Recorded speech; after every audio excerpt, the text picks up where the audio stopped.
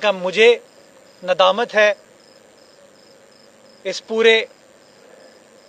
हादसे पर, और अगर आप मुनासिब समझें आप मुझे माफ़ कीजिएगा। मैं इब्राहिम के दादा का शुक्रगुजार हूं कि उन्होंने इतना बड़ा नुकसान उठाने के बावजूद इंतहाई शफकत से पेश आए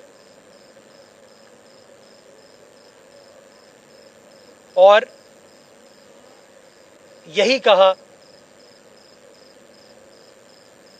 कि जो उम्र उस बच्चे की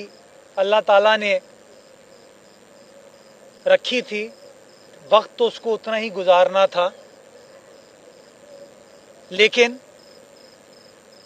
उन्होंने इस ख्वाहिश का इजहार किया कि हमें अपने अमल से वो एहसास डेवलप करने की ज़रूरत है कि आइंदा किसी और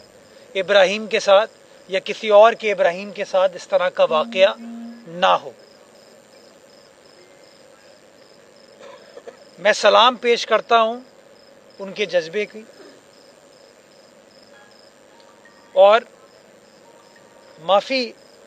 का तलबगार हूं। सारी शहर की इंतज़ामिया, हम सब जितने भी लोग हैं जो हुकूमत से मुंसलिक हैं, हम सब मुआफ़ी के तलबगार हैं। मैंने तकरीबन कोई 50 मिनट उनके साथ गुफ्तगू की और मैंने जानबूझ के उनके घर के बाहर मीडिया टॉक नहीं की, क्योंकि मैंने मुनासिब नहीं समझा कि जिस कर्ब से वो लोग गुजर रहे हैं, जिस तकलीफ से वो गुजर रहे हैं, मैं उनके घर के बाहर ये प्रेस कॉन्फ्रेंस करूं। और इसलिए वहाँ किसी दोस्त ने, मैं गाड़ी में बैठ रहा था, सवाल पूछा कि जी मेयर साहब आप भाग क्यों रहे हैं, तो मैंने यही कहा था कि पहले टाइम आप लोगों को दिया हुआ था, यहाँ पर गुफ्तगू करूँगा और आपको जो भी तफसीलात हैं वो शेयर करूँगा।